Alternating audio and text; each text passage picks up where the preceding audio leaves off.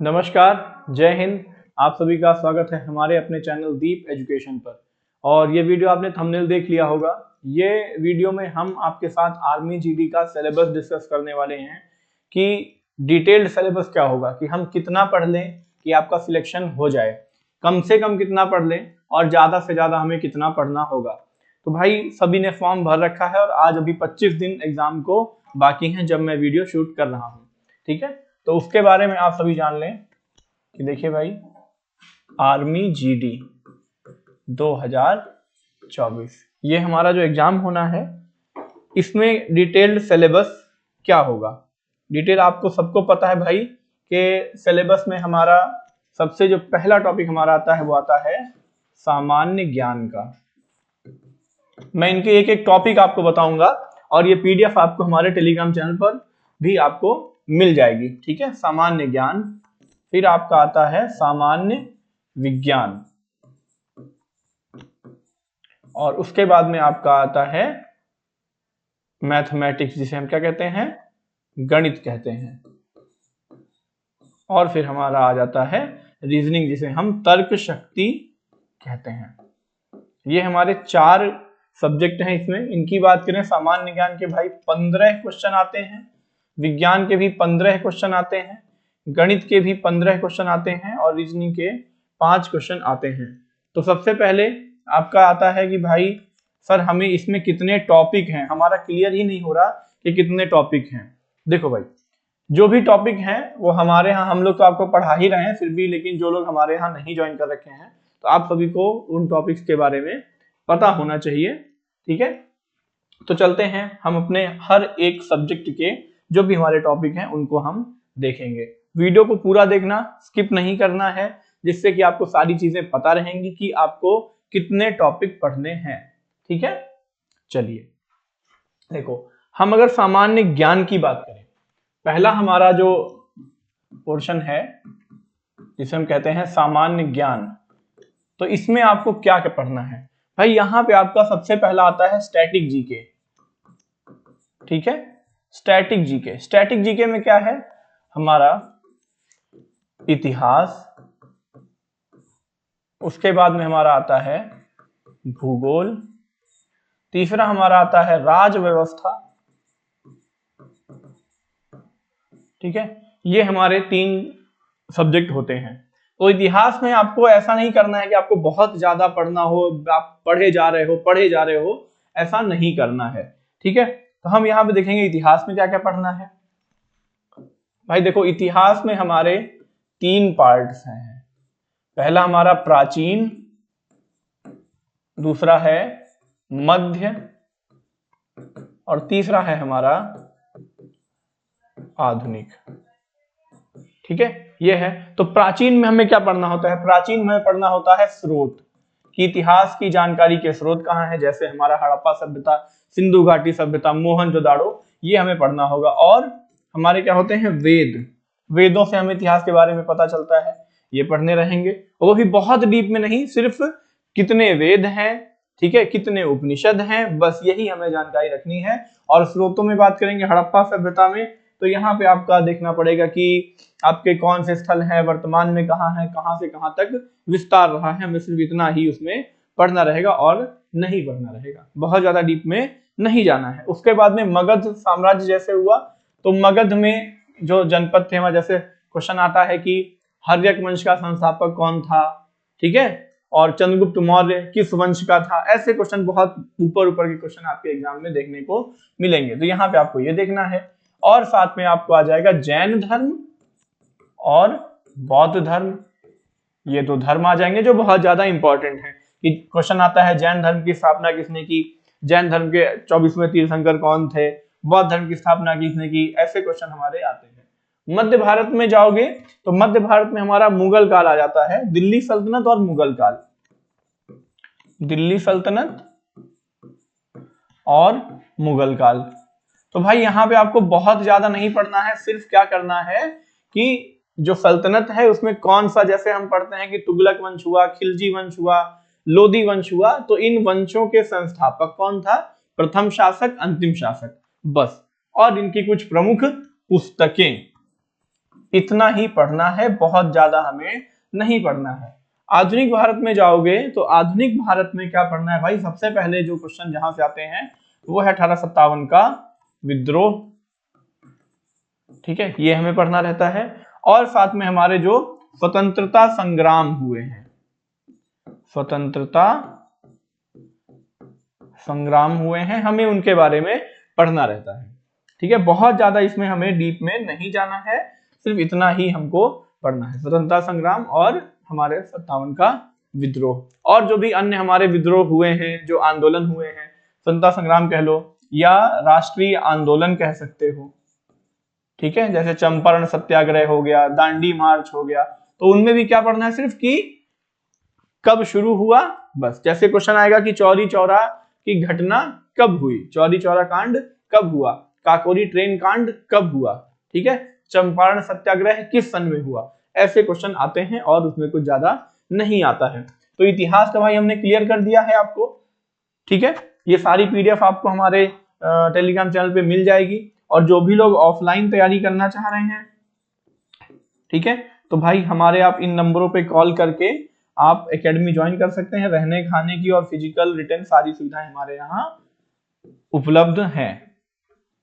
ठीक है, किसी भी प्रकार की कोई फीस नहीं है। और हाँ, एक ऑफर भी है कि आपकी ऑफलाइन तैयारी भी बिल्कुल फ्री करवाई जाएगी, कोई भी फीस नहीं ली जाएगी, सिर्फ हॉस्टल की फीस रहेगी। बाकी जो लोग लोकल के हैं वो लोग फ्री में आके क्लासेस ज्वाइन कर सकते हैं, बिल्कुल फ्री है, ऑफलाइन भी और ऑनलाइन भी। जो लोग नहीं आ सकते हैं ऑनलाइन पढ़ें, आपको पूरा ये सिलेबस 21 डे का स्टडी प्लान हमारा है, 21 डेज का, जो कि 1 अप्रैल से क्लासेस स्टार्ट होंगी। उसमें आपको सारा topic A to Z cover कराया जाएगा। मैं आपको भी सामान्य ज्ञान का, विज्ञान का, मैथ्स का, रीजनिंग का सारे टॉपिक क्लियर कराऊंगा। वीडियो थोड़ा सा बड़ा होगा तो देखे रहना, और इसको थोड़ा सा आप लोग फॉरवर्ड करके भी देख सकते हो, यानी कि स्पीड को बढ़ा करके देख सकते हो। तो हिस्ट्री का हमारा सिलेबस क्लियर हो गया है। दूसरा हमारा इसमें जो हमारा सब्जेक्ट है भूगोल। तो भूगोल की अगर बात करें तो भैया भूगोल में भी बहुत ज्यादा हमें नहीं जाना है, सिर्फ हमें भारत की नदी, झीलें, पर्वत, पठार, रेगिस्तान कौन कौन से कहां पर हैं। ठीक है, जैसे क्वेश्चन आता है कि गोबी मरुस्थल कहां पर है, थार मरुस्थल कहां पर है, एशिया का सबसे बड़ा मरुस्थल कहां है, विश्व का सबसे बड़ा मरुस्थल कौन सा है। तो ऐसे क्वेश्चन हमारे आते हैं। विश्व की सबसे बड़ी नदी कौन सी है, भारत की सबसे लंबी नदी कौन सी है, या कह सकते हो यमुना किसकी सहायक नदी है, यमुना कहां से निकलती है। ऐसे क्वेश्चन बहुत बेसिक से क्वेश्चन आते हैं। मीठे पानी की झील कौन सी है, सबसे बड़ी झील कौन सी है। तो सबसे बड़ा, सबसे छोटा, यही क्वेश्चन इसमें आते हैं ज्योग्राफी में, और क्वेश्चन इसमें नहीं आते, आपको देखने को मिलेंगे। दूसरा इसी में एक आपका आ जाता है कि शहरों के उपनाम, शहरों के उपनाम, ये बहुत पूछता है। जैसे पूछेगा कि बागों का शहर किसे कहते हैं, तो लखनऊ को कहते हैं। धरती का स्वर्ग किसे कहते हैं, ठीक, ये आ जाएगा। नदियों के भी उपनाम है, जैसे बिहार का शोक किसे कहते हैं। तो इस तरह के क्वेश्चन आ जाएंगे, शहरों के उपनाम या नदियों झीलों के भी नाम हमारे इंपॉर्टेंट इसमें ज्योग्राफी में होते हैं। इतने ही क्वेश्चन आते हैं और आपको इसमें बहुत ज्यादा नहीं पढ़ना है। लिमिटेड सिलेबस है, लिमिटेड टॉपिक्स हैं। एक दिन में एक टॉपिक क्लियर करोगे तो भी आपका 20 दिन में पूरा सिलेबस क्लियर हो जाएगा, कहानी खत्म। तीसरा हमारा इसमें आ जाता है जो हम कहते हैं राज व्यवस्था। राज व्यवस्था का मतलब हमारा पॉलिटी से है। ठीक है, पॉलिटी। तो यहां पे क्या है, अब पूरा लक्ष्मीकांत तो पढ़ना नहीं है, क्या पढ़ना है, महत्वपूर्ण अनुच्छेद पढ़ने हैं सबसे पहले। भाई देखो, महत्वपूर्ण अनुच्छेद यानी इंपॉर्टेंट आर्टिकल्स पढ़ने हैं। और हमारे क्या पढ़ना है, यहाँ पे महत्वपूर्ण अनुच्छेद के अलावा जो हमारी समितियां बनी थी संविधान बनने के समय, जैसे प्रारूप समिति, ठीक है, तो उसके अध्यक्ष कौन थे, तो उन समितियों को पढ़ना है, उन समितियों के अध्यक्ष कौन थे। ठीक है, और संविधान सभा का गठन कब हुआ, संविधान सभा के गठन से लेकर के समितियों तक का केवल पढ़ लो, बस संविधान सभा के बारे में पढ़ लो कि संविधान सभा का गठन कब हुआ, पहली बैठक कब हुई, दूसरी कब हुई, तीसरी कब हुई, बस इतनी ही। ठीक है, और उसके अध्यक्ष कौन थे, इतना आपको पढ़ना है अर्थव्यवस्था, इसमें सॉरी राज व्यवस्था में। और आपको इसमें नहीं जाना है, बिल्कुल भी नहीं जाना है, कोई मतलब नहीं होगा उसका। ठीक है, अगला देखो भाई, अगला हमारा इसी में जो हम कहते हैं स्टैटिक पोर्शन, एक और हमारा होता है जिसे हम कहते हैं विविध। ठीक है, ये आपका सब जीके का पार्ट है, क्योंकि देखो भैया जीके क्या है, जीके अथाह सागर है, सामान्य ज्ञान क्या है, अथाह सागर है, डुबक्की लगा करके डूब जाओगे। तो हमें उतना निकालना है कि बाल्टी लेनी है, कुएं में फेंकना है, तालाब में फेंकना है और पीने भर का निकाल लेना है। तो स्टैटिक जीके में हमें ऐसे ही करना है। विविध में आपको यही पढ़ना है कि जो सबसे बड़ा जो हमारा राज्य कौन सा है, इस टाइप की चीज हमें पढ़नी है। जैसे हमारे त्योहार हो गए, ठीक है, कौन सा त्योहार है, यानी कि प्रमुख त्योहार, नृत्य, कला, संस्कृति, प्रमुख मेले, ठीक है, उत्सव, पर्व, प्रमुख पुस्तकें, ठीक है, प्रमुख पुस्तकें, बस ये हमें इतना पढ़ना होता है। और हमारा क्या जाएगा इसमें, हमारे पुरस्कार हो जाएंगे, जैसे नोबेल पुरस्कार हो गया अभी जो दिए गए हैं, ठीक है, भारत रत्न हो गए, पुरस्कार में सारी ही चीजें आ जाएंगी, पुरस्कार, भारत रत्न, ये सब इसी में आ जाएगा। भारत रत्न हो गया, परमवीर चक्र हो गया, सारे पुरस्कारों की श्रेणी में ही आते हैं। तो ये हमें पढ़ना है। बाकी प्रमुख त्योहारों में हमारे सारे त्योहार आ जाएंगे, नृत्य में हमारी सारी नृत्य की विधाएं आ जाएंगी, कथक, कुचिपुड़ी, सब हमें जान लेना है, भाषाएं जान लेनी है। तो ये हमारा इसमें रहता है बहुत ज्यादा, और इसमें चीजें नहीं आती हैं। तो जीके का हमारा इतना ही आपको पढ़ना है। इसको आप लोग नोट कर लो, नोट करने की जरूरत है नहीं, पीडीएफ आपको टेलीग्राम पे मिल जाएगी या स्क्रीनशॉट ले सकते हो, कोई दिक्कत वाली बात नहीं है। अब चलते हैं हम हमारे अगले यानी कि साइंस के टॉपिक्स पर। सामान्य विज्ञान, देखो भैया विज्ञान के 15 क्वेश्चन आते हैं आपके, जितना आपका जीके का पोर्शन है उतना ही आपका विज्ञान का है। और विज्ञान में हमारे 3 सब्जेक्ट हैं, आप जानते हो कि भैया भौतिक विज्ञान है और रसायन विज्ञान है और क्या है, और यहाँ पे आपका जीव विज्ञान है। तो जीडी में क्या होता है भैया कि बहुत डीप में साइंस नहीं पूछता है, हाई स्कूल लेवल में आपने जो पढ़ी है हाई स्कूल में वही आती है। जैसे फिजिक्स में क्या पूछ लेगा, सदिश अदिश राशियां पूछ लेगा, सदिश और अदिश राशियां पूछ लेता है, ठीक है, मात्रक पूछ लेगा, यानी एसआई यूनिट्स जो होती हैं ये पूछ लेगा, और जैसे उत्तोलक हैं कौन किस श्रेणी का है, इस तरह के क्वेश्चन आते हैं बिल्कुल सिंपल से, जो बहुत ही सिंपल होते हैं वो पूछे जाते हैं। ठीक, फिर रसायन विज्ञान में बात करोगे तो रसायन विज्ञान में आ जाता है अम्ल, क्षार, लवण, ये पूछ लेता है। और हमारे दैनिक जीवन में जो हमारे चीजें यूज होती हैं, जैसे पूछ लेगा कि फिटकरी का रासायनिक सूत्र क्या होगा बताइए, हाइड्रोजन में कितने एटम्स होते हैं, ऑक्सीजन में कितने होते हैं, आवर्त सारणी में उसका, मेंडलीव की आवर्त सारणी में उसका स्थान किस नंबर पे है, ऐसे क्वेश्चन आते हैं बिल्कुल बेसिक से। ठीक है, खाने के सोडे को इंग्लिश में क्या कहते, हिंदी में उसमें केमिस्ट्री में क्या कहते हैं, ठीक है, खाने का सोडा, या सल्फ्यूरिक एसिड का फॉर्मूला क्या है, इस तरह से क्वेश्चन आते हैं, बिल्कुल बेसिक से क्वेश्चन केमिस्ट्री में भी आते हैं। ज्यादातर क्वेश्चन आपके जीव विज्ञान से आते हैं जीडी में, क्योंकि जीव विज्ञान में क्या है भाई, यहाँ पे आपकी जो बीमारियां हैं, जैसे कहेगा कि किस विटामिन की कमी से कौन सी बीमारी होती है, विटामिन हैं कि कौन सा विटामिन किस में पाया जाता है ये पूछ लेगा, हृदय के बारे में पूछ लेगा कि हृदय में कितने चैम्बर होते हैं, हृदय का कार्य क्या है। तो शरीर से रिलेटेड सारी चीजें, ठीक है, कि शरीर की सबसे बड़ी हड्डी कौन सी है, ठीक, और पिट्यूटरी ग्लैंड कहाँ है, ठीक, इस तरह से क्वेश्चन आएंगे। रक्त का साफ करने का काम कौन करता है, तो इस तरह के क्वेश्चन आएंगे हमारे, बहुत बेसिक से बहुत ही बेसिक, हाई स्कूल से भी नीचे लेवल के क्वेश्चन आते हैं, बहुत डीप में नहीं आते हैं। आप जो भी लोग पढ़ रहे हैं, दुनिया भर के कोर्सेज ले रखे हैं, वहां पे आपको घोल के पिलाया जा रहा है कि पढ़ते रहो भाई, उतना डीप में नहीं आता है। प्रीवियस ईयर पेपर देख लो, नहीं देखे हैं तो ऊपर आई बटन में और नीचे डिस्क्रिप्शन में पूरी प्लेलिस्ट पड़ी हुई है पीवाईक्यू की, हमने पूरे क्वेश्चन करवाए हुए हैं, पिछले पूरे 5 सालों के सारे पेपर करवाए हुए हैं, आप उनको जाकर के देख सकते हो। ठीक है, तो देखो तो हमारा सामान्य विज्ञान के भी 15 क्वेश्चन यहां से क्लियर हो जाते हैं। अब हमारा आता है गणित। गणित से हमारे कितने क्वेश्चन आते हैं भाई? गणित से हमारे 15 क्वेश्चन ही आते हैं, ठीक है, ये आपको पता है। अब यहाँ पे चैप्टर कितने हैं? तो भैया 15 क्वेश्चन हैं और चैप्टर भी आपके 15 से 17 चैप्टर हैं, तो एक एक क्वेश्चन हर जगह से इसमें आता है, ठीक। इसमें जो पहला चैप्टर हमारा आ जाता है, सबसे जो सिंपल और आसान सा है, वो हमारा आता है नंबर सिस्टम, जिसे हम कहते हैं संख्या पद्धति। संख्या पद्धति आ जाता है। दूसरा हमारा एलसीएम एंड एचसीएफ आ जाता है, ठीक है। फिर हमारा आ जाता है इसमें कार्य समय यानी टाइम एंड वर्क, ठीक है। मैं यहां पे शॉर्ट में ऐसे लिख दे रहा हूं, टाइम एंड वर्क आ जाएगा। फिर यहां पे और क्या आ जाता है? यहां पे प्रतिशतता आ जाएगी, प्रतिशतता यानी परसेंटेज आ जाएगा। दूसरा क्या आ जाएगा? यहाँ पे हानि लाभ आ जाएगा।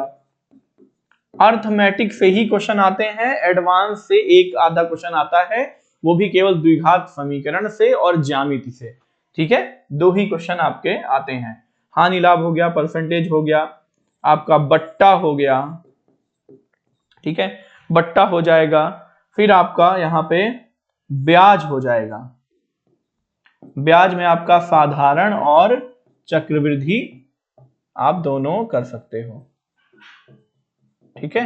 तो चक्रवृद्धि से क्वेश्चन बहुत कम आते हैं, ज्यादातर साधारण ब्याज से आता है। यहां से एक क्वेश्चन पक्का है, एक क्वेश्चन यहां से पक्का है, एक क्वेश्चन पक्का है, एक क्वेश्चन पक्का, एक क्वेश्चन यहां से भी डन है, एक क्वेश्चन यहां से भी, और एक क्वेश्चन यहां से भी डन है, जो आता ही आता है, ठीक है। उसके बाद हमारा क्या आएगा? इसी में अगला समय और कार्य आ जाएगा। अच्छा, टाइम एंड वर्क हो गया है, ठीक है।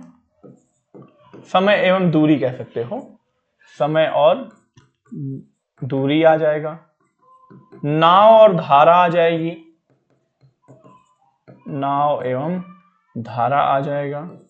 और हमारे इसमें जो आ जाएगा भैया, वो साझेदारी, पार्टनरशिप आ जाएगी, साझेदारी आ जाएगी। ज्यामिति आ जाएगा, इसमें हमारा सरलीकरण आ जाएगा, ठीक है। 13वां हमारा क्षेत्रमिति आ जाएगा, ठीक। इतने चैप्टर हमारे यहां पर हैं। और घातांक करणी बचा है। एक क्वेश्चन कभी कभी देखने को मिलता है, रेगुलर तो नहीं आता है कि हर शिफ्ट में आ रहा हो, लेकिन कभी कभी यहां से आता है। घातांक करणी और द्विघात समीकरण से तो आता ही आता है, और एक हमारा समुच्चय। तो देखो यहाँ पे हमने 16 चैप्टर लिखे हैं और 15 क्वेश्चन आते हैं, तो सबसे एक एक क्वेश्चन यहाँ पर आता है, ठीक है। इसमें एक चैप्टर कोई छूट जाएगा जब 15 क्वेश्चन आएंगे। हो सकता है कि द्विघात समीकरण आए तो समुच्चय ना आए, समुच्चय आए तो शायद करणी ना आए, ठीक है। ये जो 4 चैप्टर देखो, क्षेत्रमिति, करणी, समीकरण और समुच्चय, यहां से क्वेश्चन कम आता है, यहां से क्वेश्चन कम आता है। और जो भी क्वेश्चन आएगा वो आएगा केवल टाइप 1 और टाइप 2 का, यानी कि बहुत सिंपल लेवल के क्वेश्चन ही आते हैं, बहुत डीप के क्वेश्चन नहीं आते हैं। ध्यान रखने की चीज है, स्क्रीनशॉट ले सकते हो, पीडीएफ टेलीग्राम पे आपको मिल जाएगी, ठीक है। चलो अब हम चलते हैं रीजनिंग के हमारे क्वेश्चंस देखते हैं। अगला हमारा है रीजनिंग। 5 क्वेश्चन होते हैं हमारे यहाँ पे रीजनिंग के, ठीक है। रीजनिंग के 5 क्वेश्चन है, और रीजनिंग की तो पूरी प्लेलिस्ट पड़ी हुई है। मैंने आपको रीजनिंग खुद सारे चैप्टर्स करवाए हुए हैं, जितने भी क्वेश्चन हैं, और भी टाइप 1 से लेके टाइप 4, 5 तक सारे करवाए हुए हैं। आप लोग ऊपर आई बटन में जाकर के देख सकते हो, प्लेलिस्ट पूरी पड़ी हुई है। देखो रीजनिंग में जो सबसे पहला टॉपिक वो आता है, वो हमारा चैप्टर है कोडिंग और डिकोडिंग। कोडिंग, डिकोडिंग, हिंदी में इसको कहेंगे कूट लेखन, कूट लेखन कहते हैं इसको, ठीक है। हिंदी में कूट लेखन, इंग्लिश में कोडिंग डिकोडिंग कहते हैं, ठीक। दूसरा हमारा आ जाएगा दिशा, दिशा परीक्षण। यहां से भैया क्वेश्चन पक्का है, एक क्वेश्चन आता है। तीसरा हमारा क्वेश्चन यहां पे आ जाता है, दिशा परीक्षण के बाद में आ जाएगा बैठक व्यवस्था, बैठक व्यवस्था से आ जाएगा। चौथा हमारा आ जाएगा रक्त संबंध,